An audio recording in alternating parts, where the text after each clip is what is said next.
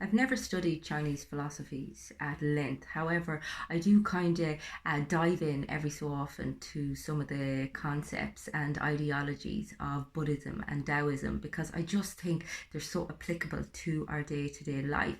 And I think one of my favorites is the Buddhist concept of suffering being inevitable. We tend to think that we're alone in our suffering, and this can really isolate us and prevent us from getting the help that we need. It can also really disconnect us from other people. And the reality is, I mean, everyone is suffering in some way, shape, or form. Everyone is feeling a little bit delusioned with their life.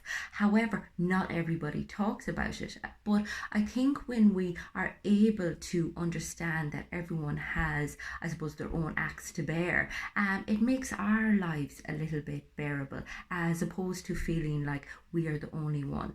Another concept that I really like is impermanence, and that's, this whole idea of nothing good lasting forever, but nothing bad lasting forever either. Life is this continuous transition and flow between good times and bad times, and we need to be able to practice acceptance for both, as opposed to fighting against the bad times and continuously chasing the good times. I mean, a lot of our suffering is caused by us not tolerating the pain that we're experiencing, trying to just get away from it. And I'm not saying that you should endure pain or suffering endlessly. Obviously, you want to try to figure a way out of it, or you should consider what may potentially help. However, fighting against it and denying it is not beneficial, and it only creates anxiety. Likewise, this whole idea that worrying about something is going to prevent it. And again, we take so much of the potential joy out of our lives that believing that worrying is going to prevent something happening. Reality is, worry is basically like praying for what you don't want, And not only that, it means that you endure the actual sensations, the actual pain of a hypothetical scenario. I mean, you're actually pushing yourself through the actual experience unnecessarily. So, it's so unhelpful. And I think oftentimes we kind of tell ourselves stories about our suffering. We identify with it. It's like we nearly make friends with it or we wallow in it. And that's so unhelpful.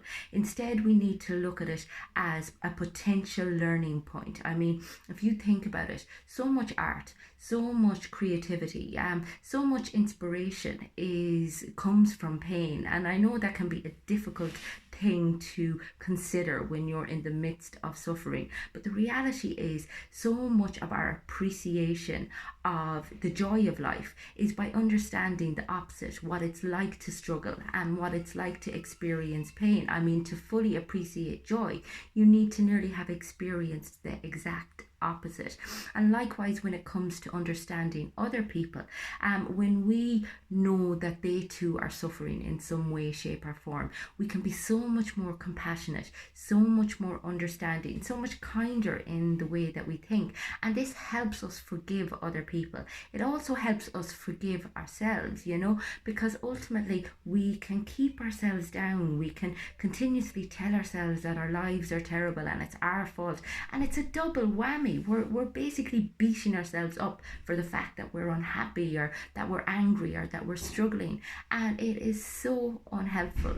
So it's about recognizing, I suppose, a few fundamental ideas, and that is that, first of all, everyone suffers to some extent. Secondly, it's not going to last forever. And thirdly, you try not to over identify with it. You try to change the script wherever possible, and you try to appreciate what you can about the current moment.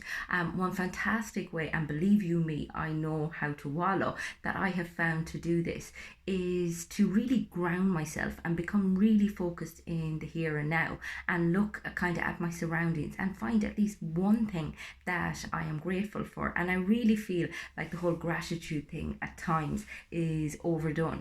I mean, this whole idea of having to be grateful for everything, I mean, that's just not practical or pragmatic. Nor is it very helpful to people at times. Sometimes people just want to talk about their experience. They don't want the whole gratitude thing rammed down their throats. However, that being said, it can be very beneficial to try to pay attention to the things that you appreciate. So, not that you have to be grateful for every goddamn thing, but that you can appreciate the things that are worth appreciating. And a fabulous distractive tool that I have found is it's like an alphabet game, except it's for gratitude. But it really takes your focus away from worrying, rumination, and anxiety if it's something that you're struggling with. And that's basically running through the alphabet and coming up with things that you are grateful for with each letter. Now, if you're anything like me, it takes quite a long time because there's a lot of thinking involved. However, it can just bring you out of that spin of negativity and kind of self woe and self pity, and bring you into a more positive mindset. If you are struggling with your suffering, if you are finding it difficult to contend with your pain, get in touch with me on the website. It's fundamentals.ie.